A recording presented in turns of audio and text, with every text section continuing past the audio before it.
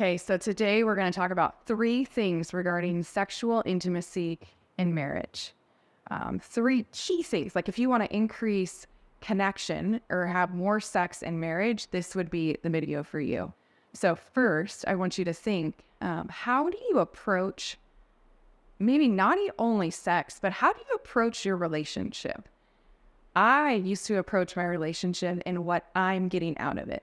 My core question was, are you meeting my needs? Are you pleasing me? Are you showing up for me? Are you giving me compliments, right? All of my love languages, I was like, okay, bring them on, bring them on. But then I wasn't as focused on, am I meeting your needs, right? So you think about in intimacy and in sex, are you maybe more selfish when it comes to that? Or are you naturally giving and showing up for the other person and there to serve them, right? Because sometimes I believe it's hard to be in both.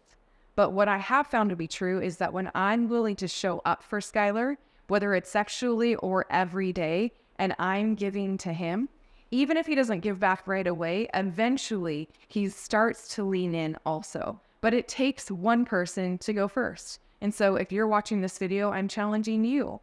In your sexual relationship, I want you to check in. Are you there more taking or are you there giving? And what would serve you, right? Does it serve you that you're just taking? And are you actually getting what you want in it? Do you feel fulfilled in it? I know when I was just in a position of taking and worried about my needs, I didn't feel fulfilled in it.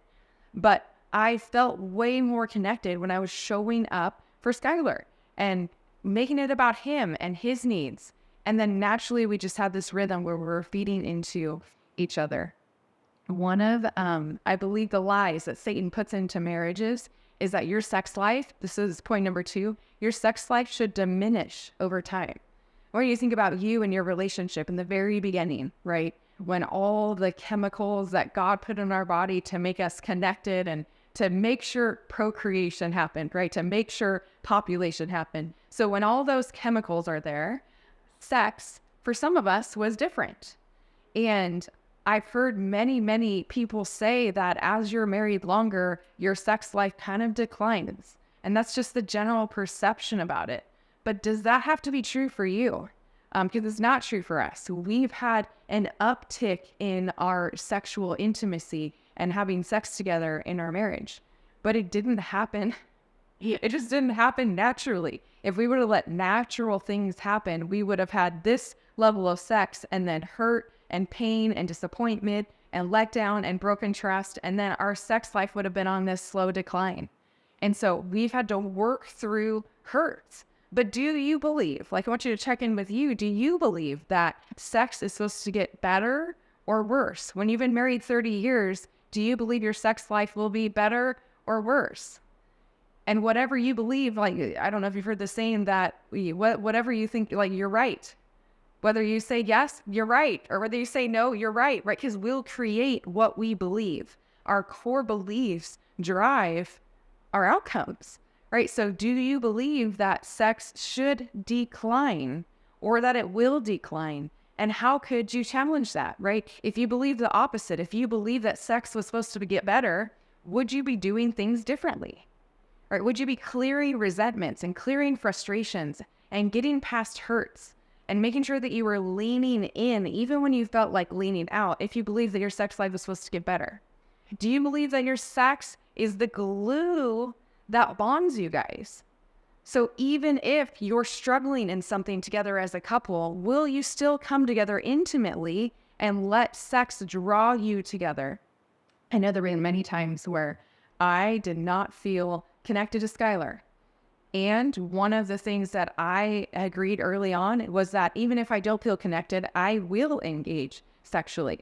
Because after sexual connection, I do feel emotional connection. And ladies, that's how most men's brains work, right? So men, through sexual connection, then feel emotional connection.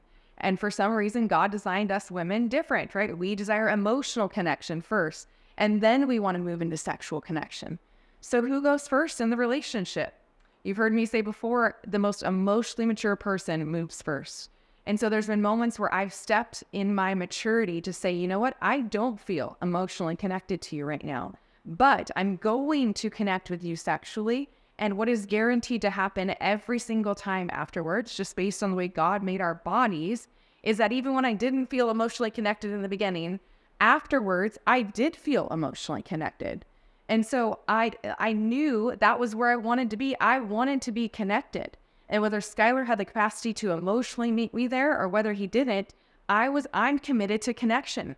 So whichever way I get it, I'm committed to connection. So I've been willing to step into those moments for the sake of our relationship and for the sake of our connection. And I know some of you are saying, well, we have different desires, right? Like I would imagine, like in most relationships, that couples have different desires. And sometimes different desires can draw you apart. It can be this dividing wedge, right? If one partner desires to connect sexually, one partner could say, like, this is just too much. All they want me for is sex. And so I just want to challenge you to check into the stories you create if you're in a relationship where you have two different desires. Because the stories can either serve you or they can draw you apart. So I just want to play through a couple of them. So let's say I'm the one that has the lower sex drive in our relationship. And my partner is coming home and he wants to have sex with me all the time. And I'm just not into it. One of the stories that I can create is that he just wants me for sex, especially if he's not showing up emotionally. And there's another story that you could create that he desires to connect with you, the one person, the one legitimate source of sexual satisfaction, you, that he wants to connect with you. And it's a way of him leaning into you and leaning into the relationship, not just using you. You're not a tool. He desires that, or she desires, either way, he desires that connection with you, right? And so I can see it as like, oh, I have to do this. Or I can see it as I get to do this. Like, this is my joy that I get to show up in this way for my spouse, right? And if you have different desires, I would imagine that you would want to talk through those, right? Because sometimes when you have a partner that has a higher sex drive, right, it might feel like you always have to say yes, right? Or you're not allowed to say no. And so do you have ways to communicate that not right now? So yes, I want to connect with you in that way, and I can't right now. Or yes, I want to connect with you in that way, and what I need in order to feel ready for that is this. So, ladies or men, whoever is less, I want to give you the language, right? Because there's many times where I don't feel like connecting. But if Skylar would sit with me and rub my shoulders or have a 5-minute conversation with me or allow me space to be away from the kids or help with the dishes or allow me to clear my brain, I would be in a space. But sometimes couples forget that there's an option B. It's not just, or option C. It's not just a yes or a no. Maybe it's a not right now, but I can when this. Would you be willing to help me with this? So sex drives can be the thing that divides you apart. And so I want you to check into your story, right? What story are you making up about that? Like, are they the villain, right? Or like, could it be seen in this great, beautiful way that you're just missing out on? So how are you approaching your sex life, right? Do you believe that it's supposed to diminish as it goes on? And then how are you dealing with different drives? So I believe each of those will give us this piece of unlocking greater intimacy and greater connection. So I hope that helped. If it did, I'd love for you to comment below with what stood out to you most or what you're going to implement. And definitely be sure to subscribe and look at the other videos on intimacy. Hey.